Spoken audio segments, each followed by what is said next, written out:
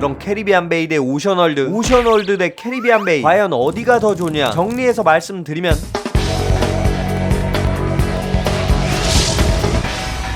안녕하세요, 동캐플렉스의 동캐십니다. 오늘은 진짜 수많은 분들이 요청하셨던 그곳 캐리비안 베이의 최대 라이벌, 대한민국 워터파크의 대표주자, 홍천의 랜드마크, 홍천의 전설, 여름의 최강자를 자처하는 오션월드로 가보겠습니다. 이번 영상에선 오션월드를 이용하는 완벽한 풀코스를 소개해드리고 마지막엔 대한민국 최고 워터파크 중 하나인 캐리비안 베이랑 종합적인 비교까지 해드릴게요. 일단 홍천으로 가기 전에 티켓 구매부터 해야겠죠. 시즌별로 가격이 다르고 실내 라커랑 실외 라커의 가격도 다른데, 그럼 실내 라커, 실외 라커 어딜 예약해야 돼? 풀코스를 위해선 조금 더 저렴한 실외 라커를 예약하셔도 무방해요. 저는 7월 골드 시즌에 방문했는데 이때 공식 홈페이지에서 진행했던 KB페이 할인 이벤트로 39,500원의 실외 라커랑 구명조끼 대여를 포함해서 예약할 수 있었습니다. 티켓을 구매하고 나면 휴대폰으로 전송되는 이지패스 바코드로 바로 입장이 가능해요. 그럼 준비물은 캐리비안 베이 갈 때랑 비슷합니다. 타월이랑 구명조끼, 휴대폰 방수팩, 그리고 반드시, 진짜 반드시 아쿠아 슈즈나 크록스를 준비하세요. 마지막으로 또 한 가지, 함께 어트랙션에 탑승할 인원을 짝수로 미리 맞춰놓으면 굉장히 좋아요. 왜 그런데? 잠시 후에 제가 설명드릴게요. 오션월드의 여름 성수기 운영시간은 9시에서 6시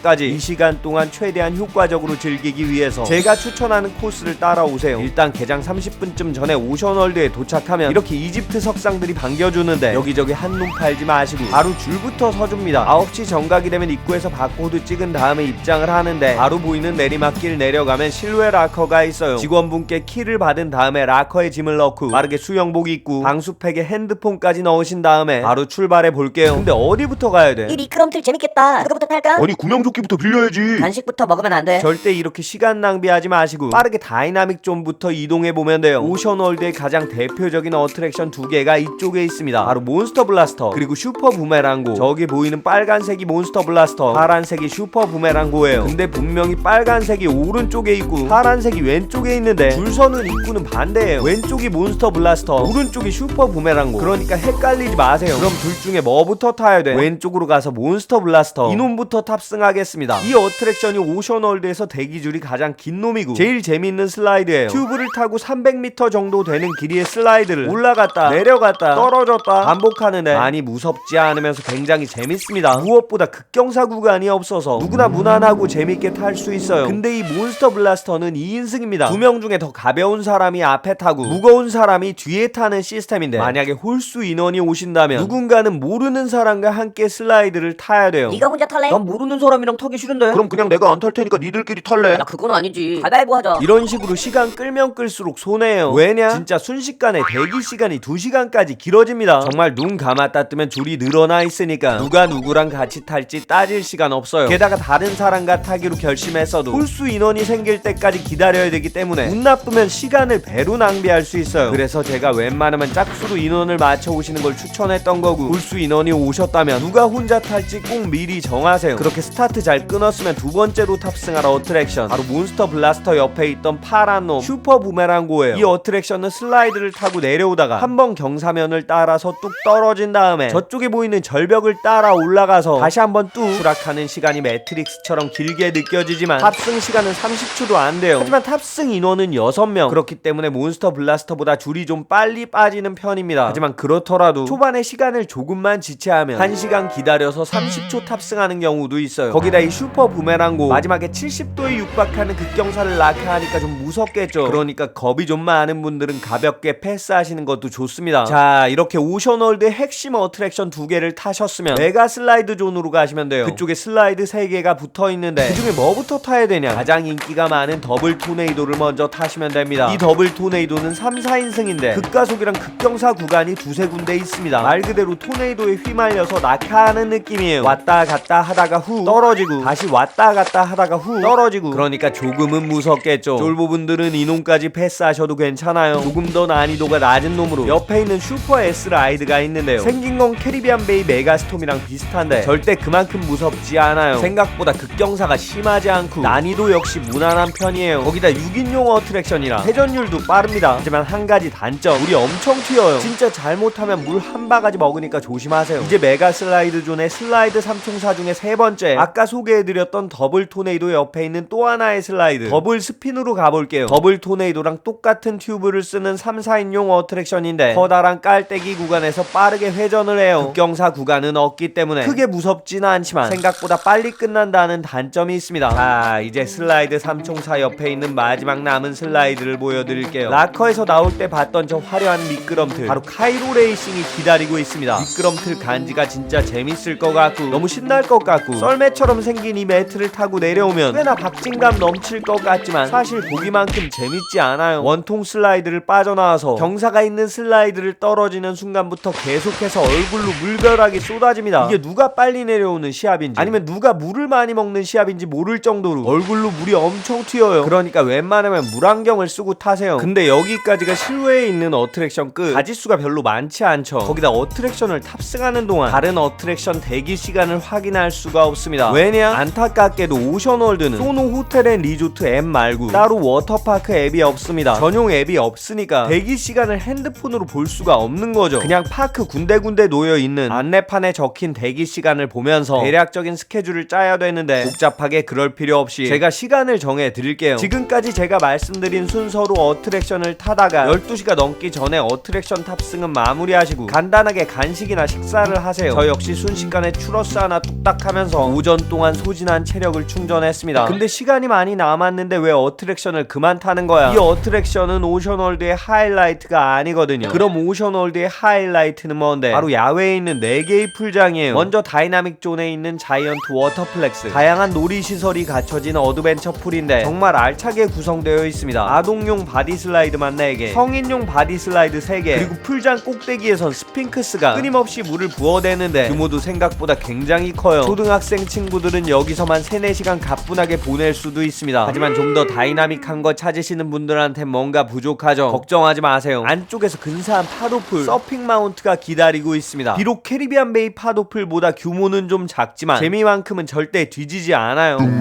장엄한 효과음과 함께 파도가 거세게 밀려오는데 꽤나 재밌습니다. 그런데 파도풀 이용하실 때 주의하실 점 2가지. 먼저 파도풀 중간에 빨간색 선이랑 노란색 선 사이엔 절대 위치하시면 안 돼요. 왜냐? 파도가 밀려와서 정확하게 내리꽂는 지점이 바로 저기예요. 그러니까 이 구역에 있으면 파도의 직격탄을 맞을 수도 있고 밀려오는 사람들과 충돌할 수도 있겠죠. 그래서 안전요원분들이 파도가 치기 전에 호루라기를 불어주세요.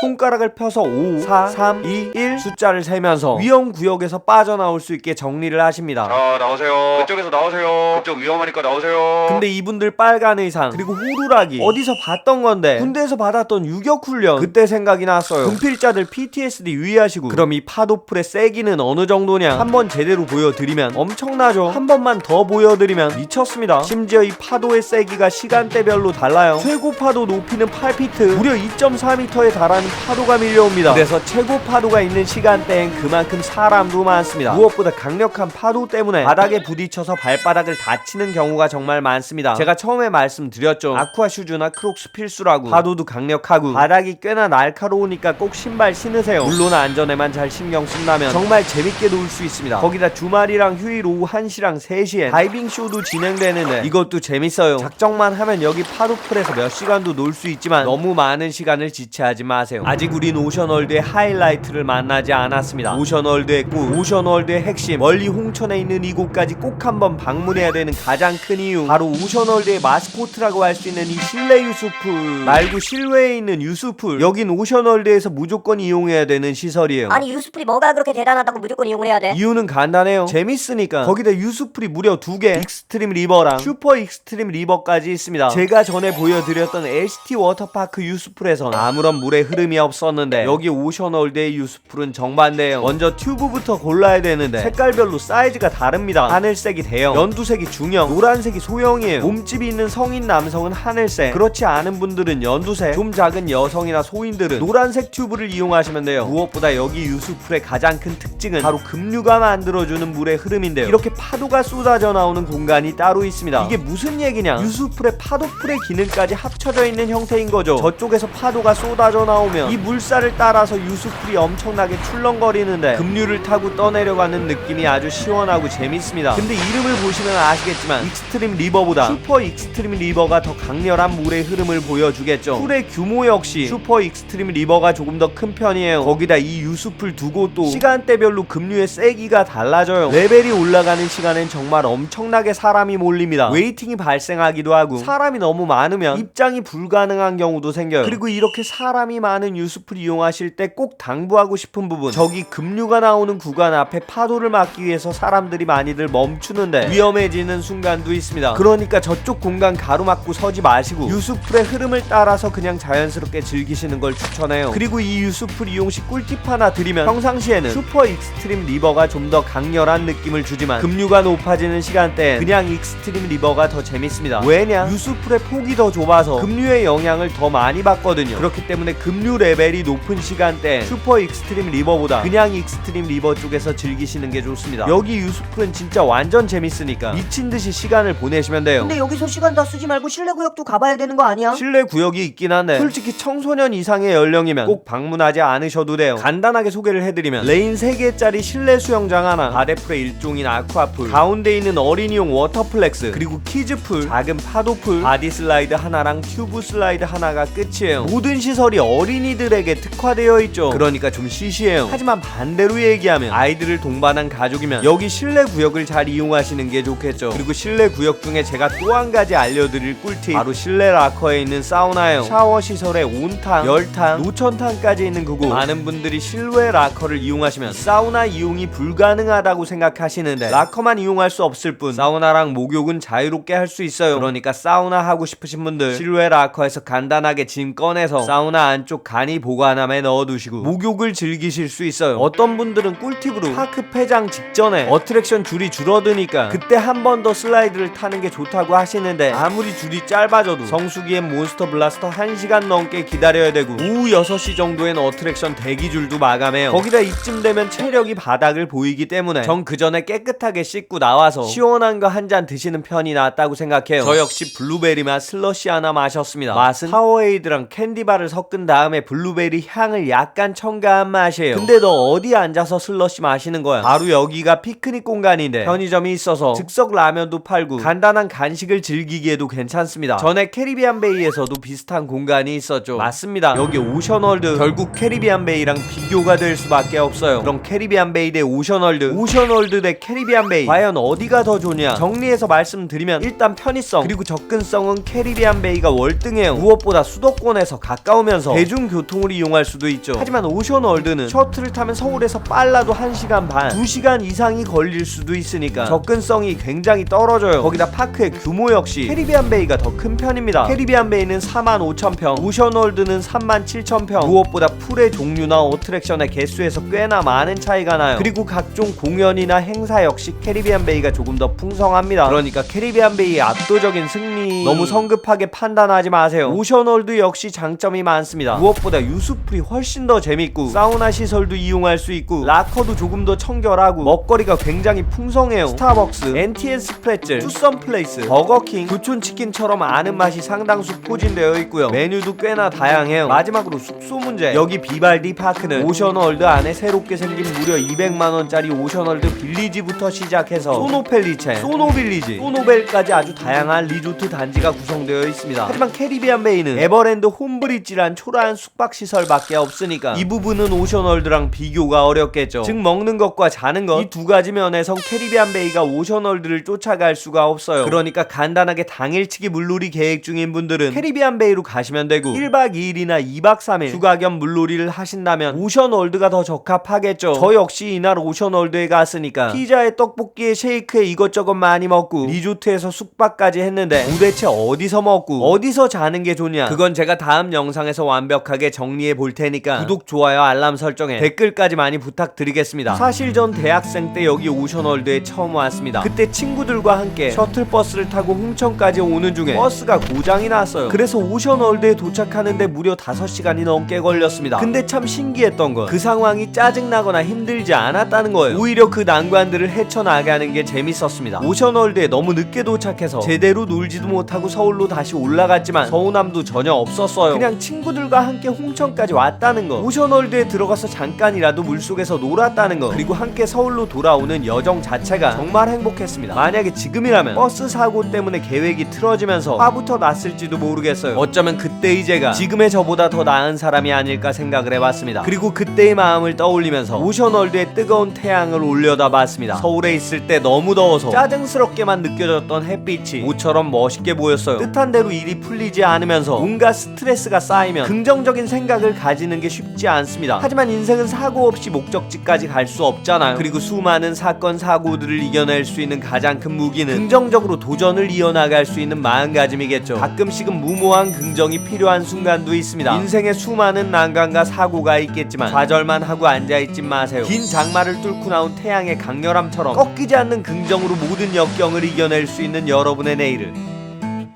제가 응원하겠습니다. 파이팅입니다.